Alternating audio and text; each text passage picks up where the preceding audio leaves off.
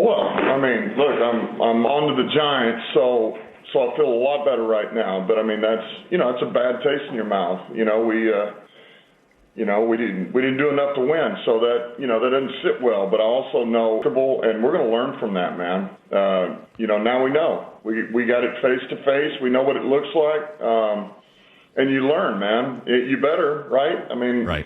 When you fail, that's the best way to improve and move forward, man. You learn from it, you grow, and you get better.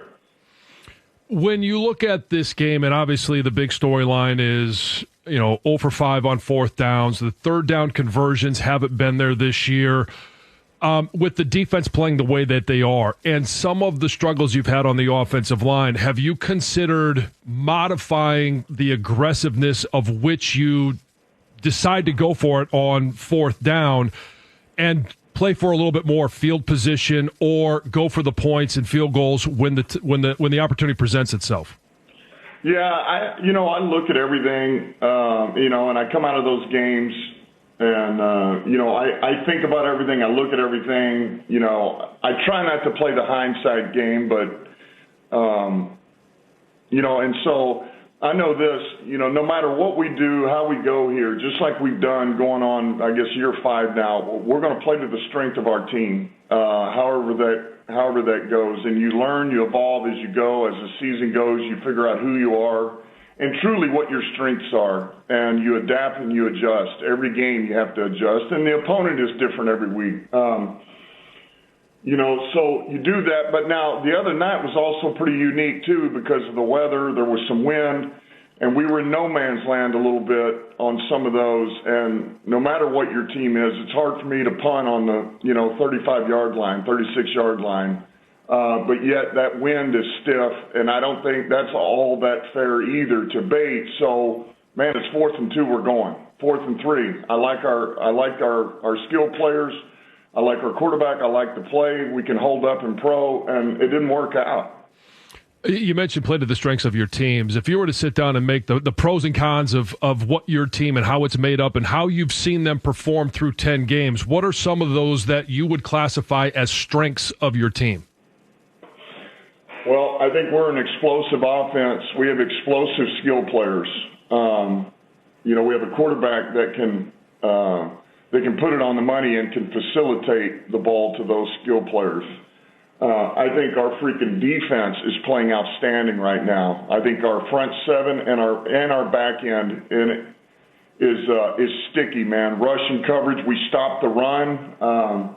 We have the right balance over there. Shep's doing a hell of a job, that whole defensive staff. But we can stop the run. We can cover backs, tight ends. We can cover their receivers.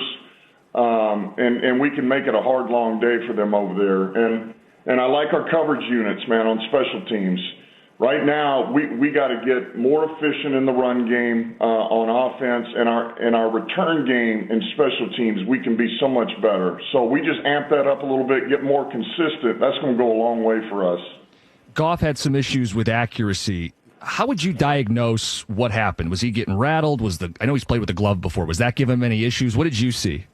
No, he's played with the glove plenty. I mean, that thing, sometimes it's one of those games, It's just one of those games, and things are just a little bit off, and and sometimes if things aren't on with one player or another, the other player, the other players can pick up the slack a little bit, and maybe it goes unnoticed, or the play still gets made, and we're all excited because the play was made, and it was a huge play. But when everything is just off a little bit, from that to the pressures that are there, or the precision of the routes, man, the depth, the technique, all of these to my play calls, then, man, it doesn't help. It doesn't help, and it becomes the perfect storm. And we were a little off and just couldn't ever really find it, find that true balance.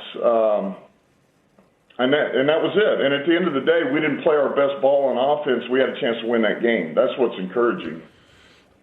As a play caller, You go into it with a game plan, and we've talked about this before. When you've come up short in the scoring column, a lot of times it's, hey, you're throwing the ball way too much. As a play caller, when did this game start to get away from the game plan as you went into it? When did you have to start deviating from the game plan? Well, I think, when you're down 2 scores, that's where it gets a little more difficult. Now, you don't want to stress either. Our defense is playing good. You're still in it, but yet down 2 scores, the defense they're not even worried about the run game anymore. Now early, I think what makes it hard too, we ran it 4 times in a row and we got stuck. And, so you're trying to give your run game a chance to get going and set the tone. And, we weren't able to convert. And so then, that changes your thought process a little bit too. You don't want to go away from the runs yet. Man, let's get it in the hands of our playmakers here if we can, facilitate it, and get it to Gibbs and J-Mo, and then try to target Saint. And it just didn't, we just weren't able to really connect on a consistent basis. That's all. I'm curious, the fake punt. Yeah, that didn't go over too well, did it? No, it didn't. What was the thinking behind that? What did you see maybe on film? And should it have been aborted when Philly left their first defense on the field? No, we wanted that. And, we felt like there was enough consistent looks to where we were going to be able to get that. We knew it would be a little bit of a bloodbath, but yet we felt good about the looks going in that week. And look, 2 things. They did a good job. They were ready, and we were not as good as we can be blocking that up front either. Dan, I was surprised at the half. You had all 3 timeouts. When A.J. Brown picks up the first down, you got all 3. What was the thought in not trying to go double up and score before the half, get the ball out of the half? Yeah, I did. I thought about it. I did. I thought long and hard, and I just felt like, man, we're getting the ball after halftime. Let's just calm down, reset, reload at halftime, come out, and we'll do that. And it was really just that, with where we were in the game and how it was going, and I just wanted to reset and knowing we were getting the ball back. That's all. But I did. I thought about it for a while, but just didn't do it.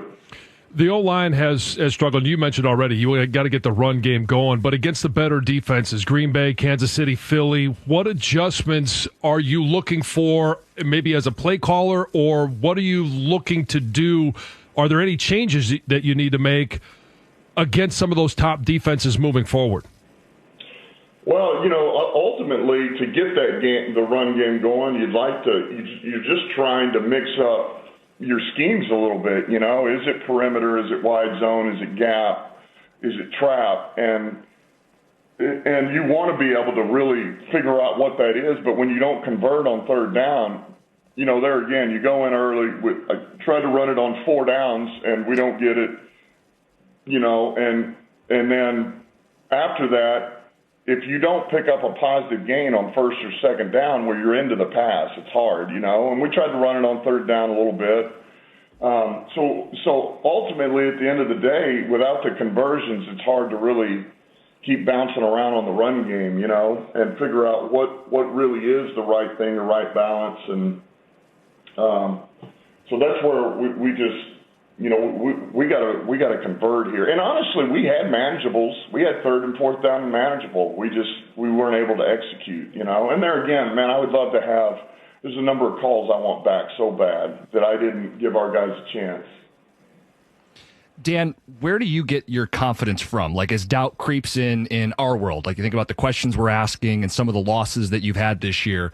I can't imagine you're a guy that's down in the dumps. Where does that confidence come from?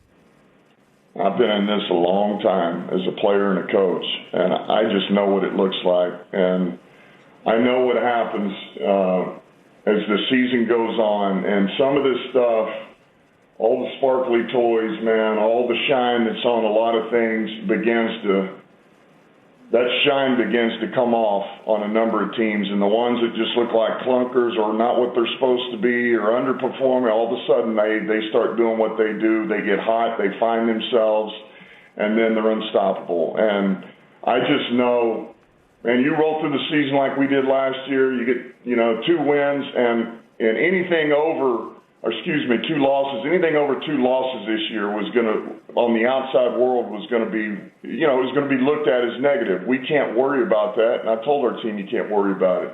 We got to worry about playing our best ball and just don't worry about what's outside. Just worry about the opponent in front of you and how do we improve every week as a team in all 3 units. And we will play to the strength of our team, man. And because ultimately that's what it comes down to. You learn something every game. You learn something every big game you're in about yourself, your team, what to do, what not to do.